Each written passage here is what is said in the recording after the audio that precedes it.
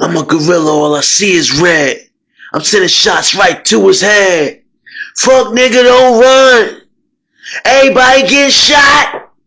What up, what up, what up? We are back. Who am I? Jersey Street Corner, and this is the Prison Talk Show, people. So let's get into it. Now, if you remember about a day ago, I told you a story about Marty McFly and one of his boys named Donuts. Now, let's continue with that. I told y'all to be on the lookout, so here it go. Now, Donuts got caught coming out of a cell in A-Pod. Word on the block was Donuts just got glazed over. But it wasn't supposed to be no punks on A-Pod. So they had to really be holding that secret down for nobody to notice a whole bandit in the pod. Now, people spotted Donuts ducking off to the stairwell back to his pod, so nobody saw the cell he came from. But now everyone, looking like, what the hell going on? We looking for any cell that got a white sheet up. Now, by this time, whoever was ducked off in the cell with Donuts had already gotten rid of any kind of evidence that anything had ever happened in the pod at all.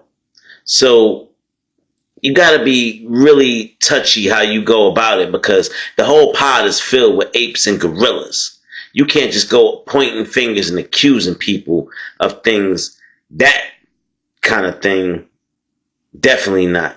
It's going to be some problems. It's going to lead to some blade work. You can't just go tell somebody, I think you was in a room with that boy.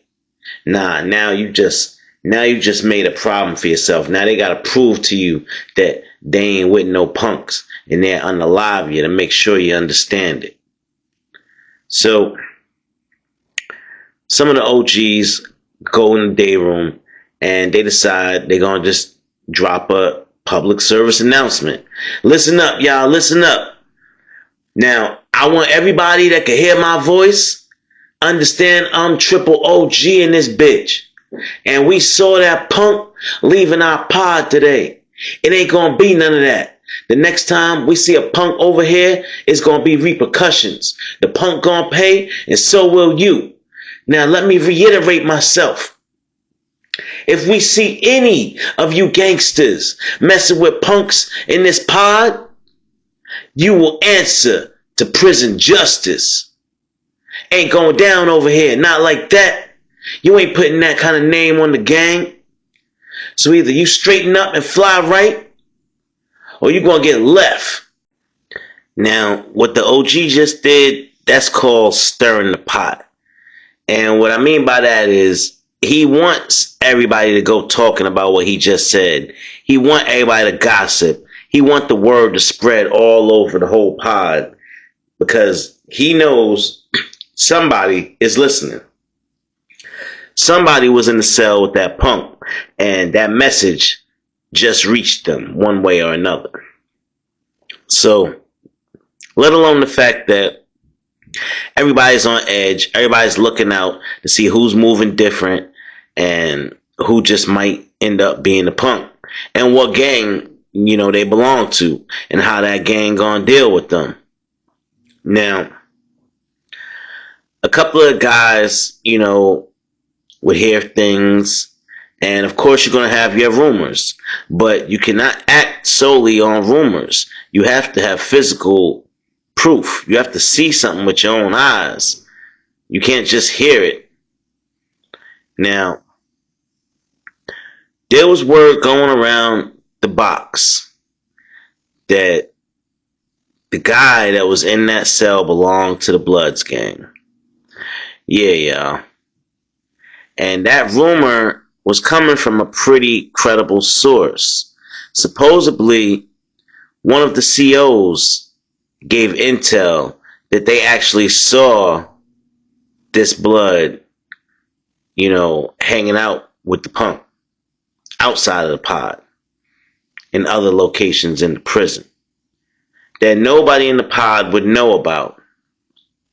So, supposedly, this big Blood was having secret meetings at certain times of the day that nobody would expect him to be, anywhere in a pod or anything. There's no count, no lockdown.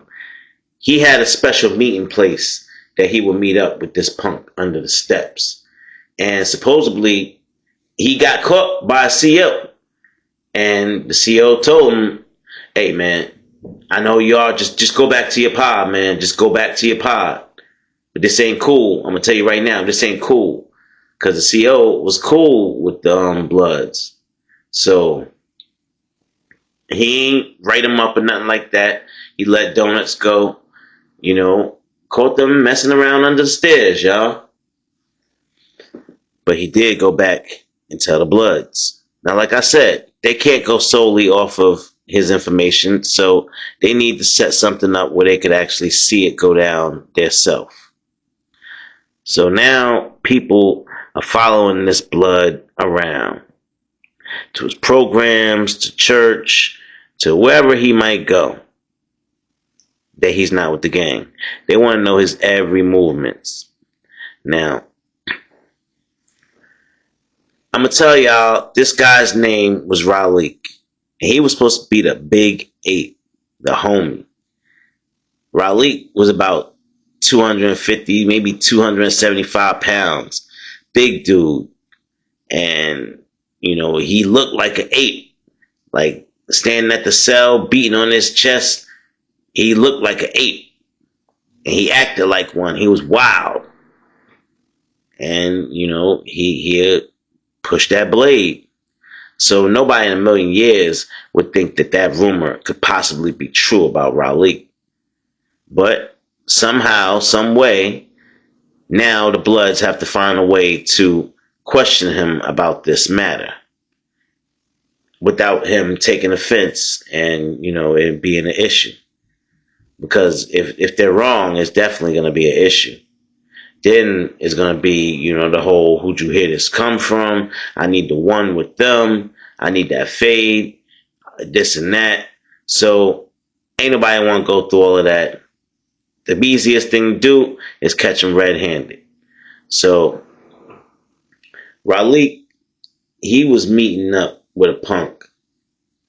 The same punk, Donuts, in the law library, y'all. Now, it wasn't a lot of inmates in the law library because a lot of inmates either couldn't read or didn't want to read or didn't care about trying to go home or anything like that. They was perfectly happy. So he'd be in the law library and they got these rows of books that you could duck off behind. And they'd be way in the back of the library, supposedly from what I'm heard where they were caught at. The back of the library with their hands down each other's pants. I guess that's a quickie. I don't know. But they back there messing around. And, like I said, Raleigh ain't a small dude. It's not just like Raleigh could hide. He not like he could get down low and hide and act like he not there. Nah. You caught in 4K. So somebody from the pod just happened to be in the law library and they saw them duck off to the back and they waited till they got all the way in the back to get a little closer so they could hear what's going on. Now they already saw the physical proof with their own eyes. They saw him go to the back. Now all he needs to hear is what's going on. And lo and behold, he hears a bunch of moaning and messing around. And he's like, oh hell no, man. Them two dudes, man. They ain't supposed to sound like that. What the hell they got going on back there? And he peek around the corner and he see Raleigh with his whole arm damn near down dude pants. And the dude got his hand in Raleigh pants. And they just, there's a bunch of moving going on. Like up and down, side and side moving. And dude like, oh hell no, man, that's nasty. And he ran up out of that law library, straight back to the pod. He ain't make no stops. He went to the pod, immediately told all the Bloods what he just saw. Now, now they have the problem of confronting Raleigh because the dude that saw it, first of all, is not a blood, but he heard what the OG said and he felt it was his duty to go back and report to them. He just saw one of their homies doing the unthinkable in the back of the law library with that donuts guy. Now, he would be regularly glazing donuts. Yeah, that's what he was doing, y'all. Glazing donuts on a regular. I mean, all on his back, his face, wherever. He was the big 8. He wasn't taking it, he was giving it. So donuts got punished every single time they met. And he paid. He paid donuts what he was supposed to. He would only get them short stays because he had to keep it, short and sweet so nobody don't find out. But, $50 a pop, he was doing his thing. And, well, I guess things get a little bit more diabolical when people start talking. When people start talking about your business and putting you out there on Front Street, you have no choice but to face the music. And well, Raleigh didn't like facing the music. If you haven't done so already, like, share, subscribe to the channel, hype this video, and get in that comment box, y'all. Let me know where you're watching from. Let's go. Now, by the time the Bloods finally got back around to Raleigh's cell to confront him, Raleigh was gone in the wind. He had been heard the rumors and suspicions going around the pod already. They couldn't keep it quiet because nobody knew exactly who it was until, recently. So by then it was too late. He had already heard, and I guess he decided to go out and have himself another little, what I guess you could call it, date or encounter, because this might be his last for a very long time. And I think Raleigh knew that. So he sent word over to C-Pod, have donuts, meet him in the bathroom on their pod. And he headed on over there, went up to the bathroom and waited. A few minutes later, in comes Donuts. Now, Donuts don't think nothing of it. It's business as usual. He getting $50. He gonna be on his way. But not today. Today, Raleigh is pissed off. Raleigh think Donuts went and told somebody that he was a booty bandit. Now, Raleigh thinking you just messed him up. He gonna get put out the gang, off the set, and he gonna catch charges when he get into a fight. And now, he's screaming. Donuts like, stop. I didn't do nothing. I didn't tell anybody. Stop. And now, pretty much, I'm going to save y'all all of the BS. But he graped Donuts in that bathroom. He took what he wanted. He did what he wanted to him. Disrespected him. I mean, he was shooting, all types of crazy game at him, but he ended up beating Donuts' ass in that bathroom also. He graped him and he beat his ass. And from what Donuts told everybody after that incident, his jaw couldn't work right no more after that. And various other things or places were damaged and needed immediate medical attention, if you get my drift. Now, the Bloods, they heard all of the commotion because this wasn't a quiet beatdown. This was a brutal beatdown.